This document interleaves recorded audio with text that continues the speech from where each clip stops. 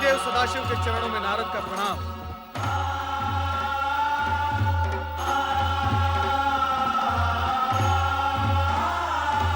आपकी साधना में व्यवधान डालना मेरे लिए उचित नहीं, किंतु विषय की गंभीरता और महत्व को देखते हुए मुझे धृष्टता करनी ही पड़ी। देवर्षि, जब आप स्वयं कह रहे हैं कि विषय महत्वपूर्ण और गंभीर है, तो आपने जो किया वो धृष्टता कैसे? अपने आने का मंतव्य बताइए। प्रभु, दक्षपुत्री देवी सती अत्यधिक व्याकुल और पीड़ित हैं। मुझसे उनकी यह दशा देखी नहीं गई और मैं आपके चरणों में चला आया। उनकी पीड़ा का कारण? नारायण नारायण, ये सर्वविदित है कि आप ही नटराज हैं, किंतु हे महेश्वर, नाट्य विद्या के प्रदर्शन के लिए यह समय उचित नहीं है। सब कुछ जानते हुए भी आपका अनभिज्ञ होने का नाटक देवी सती के कष्ट में और भी वृद्धि करेगा। आप तत्काल यह बताने की कृपा करें कि देवी सती और आपके विवाह के बीच भ्राता दक्ष का विरोध रूपी विघ्न जो आ रहा है, उसे विफल कैसे किया जाए? उसका उपाय क्या है? किसी भी प्रकार की दुविधा की स्थिति में नंदाव्रती कन्याओं की कामना पूर्ति का सर्वोत्तम उपाय है। हे देवऋषि, अब ये मत पूछ बैठेगा कि नंदाव्रत क्या है। हे देवेश्वर, आश्चर्य है, सृष्टि का भार स्वयं पर लिए हुए भी आप विनोदपूर्ण वार्तालाप कैसे कर लेते हैं? नारायण नारायण। देवी सती की आराधना का परिणाम क्या निकलेगा, यह जानना मेरे लिए तो असंभव है, किंतु हे महेश्वर, आपकी लीला आप ही जाने।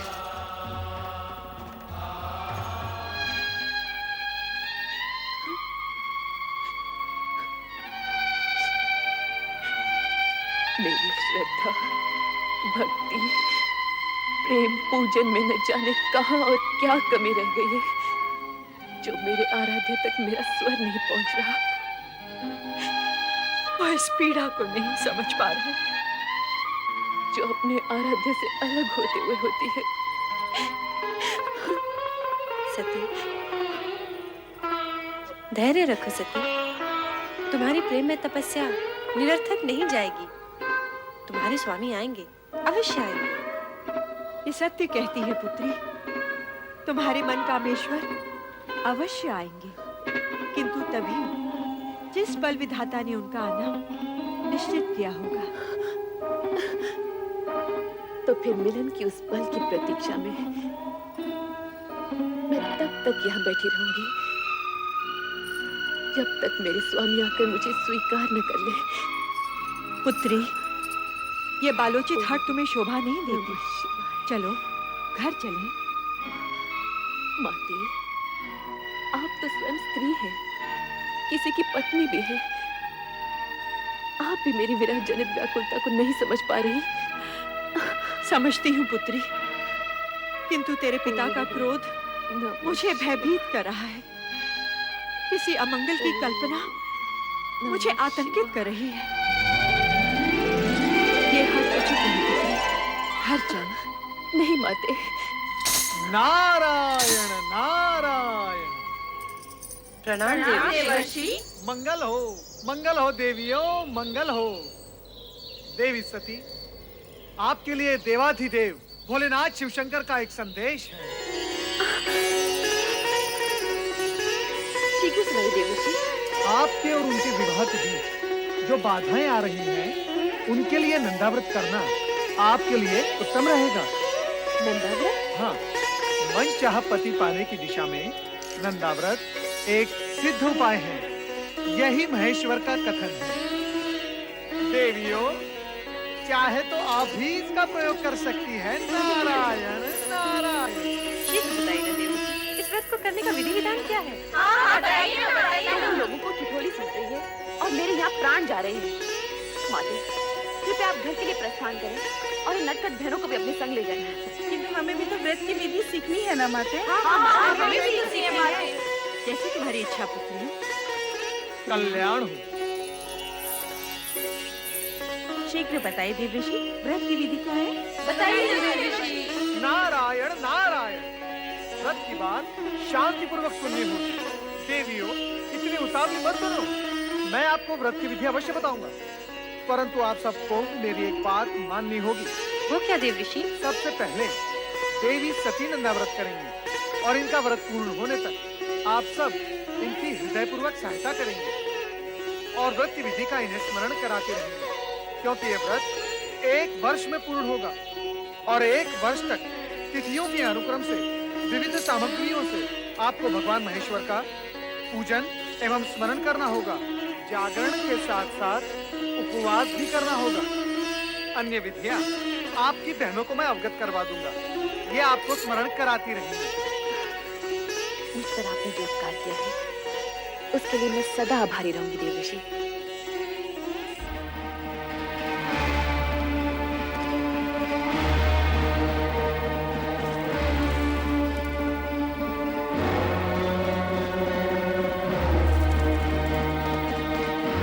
सुलेखा, सुलेखा, जी महाराज।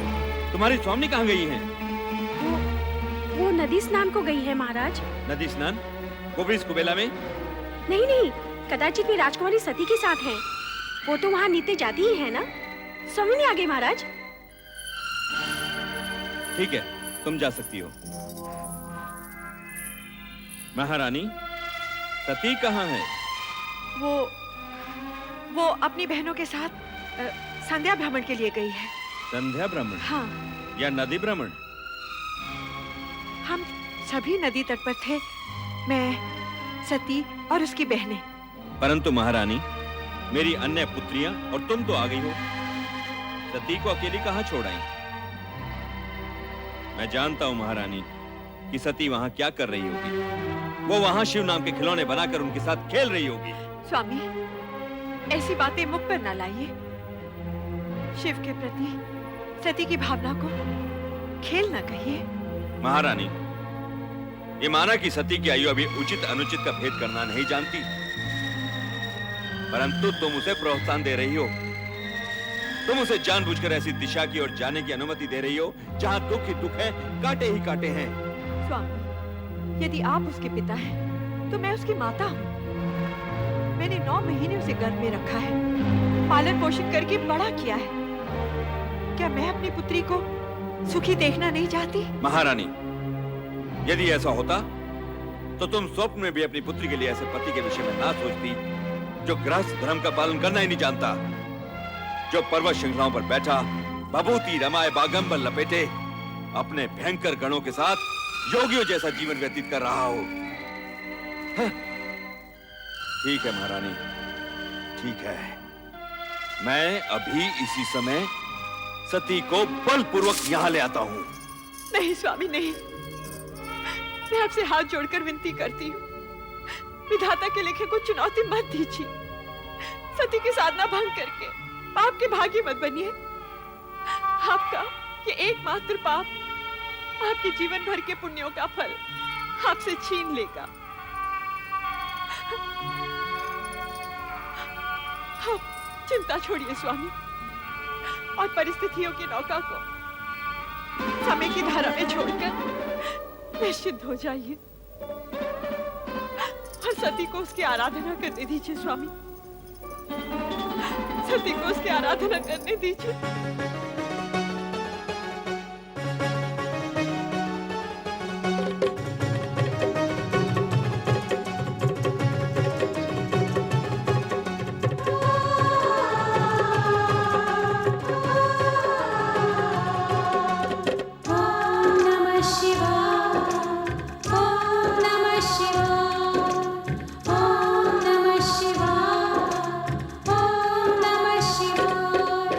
नंदा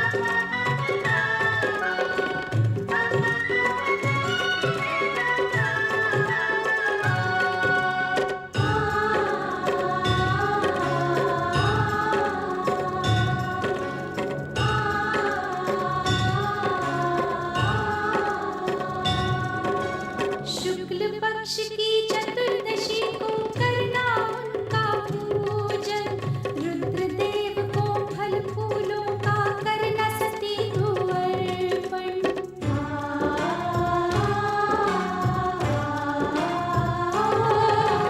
शुक्ल पक्ष की चतुर्दशी को करना उनका पूजन, रुद्रदेव को फल फूलों का करना सती को अर्पण।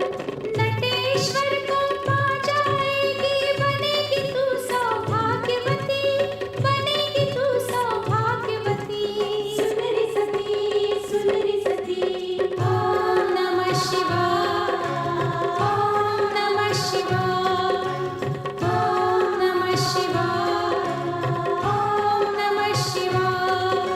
नंदाव्रत जो रखा है तूने, उसकी महिमा सुन सती, इस व्रत के फल में पाएगी तू अपने सपनों का पति।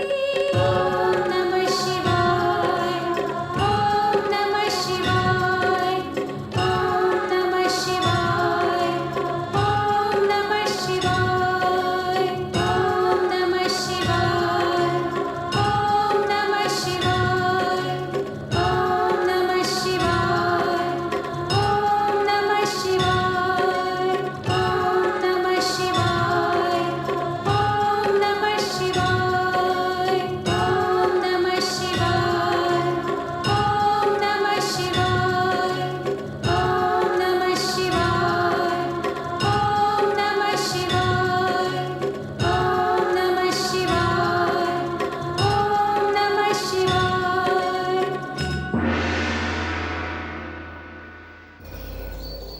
सती, प्रभु, आप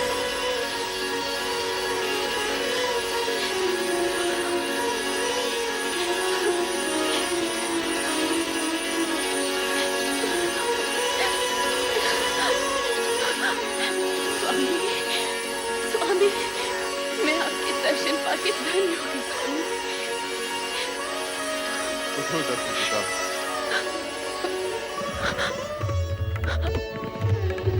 समर्पण एवं निष्ठा भाव से किए गए तुम्हारे व्रत से हम प्रसन्न हुए। कहो दक्ष नंदिनी, किस प्रयोजन से तुमने इस कठोर व्रत का पालन किया? कहो अपनी मनोकामना। तुम अभीष्ट वर की अधिकारिणी हो। मुझे अभीष्ट वर प्राप्त होगा ना भगवान? अवश्य होगा। कहो दक्ष पुत्री, क्या इच्छा है? हे सर्वज्ञ सर्वव्यापी अंतर्यामी, मेरे मन का सज्ञान से छिपा नहीं। मैंने बाल्यकाल से पति रूप में आप ही की कामना की है। इसके अतिरिक्त और कुछ भी इच्छित नहीं है भगवान। तथास्तु। सती, तुम्हारा और हमारा अभीष्ट भिन्न नहीं है। तुम्हारा अर्धांगिनी रूप ही जगत के लिए कल्याणकारी होगा।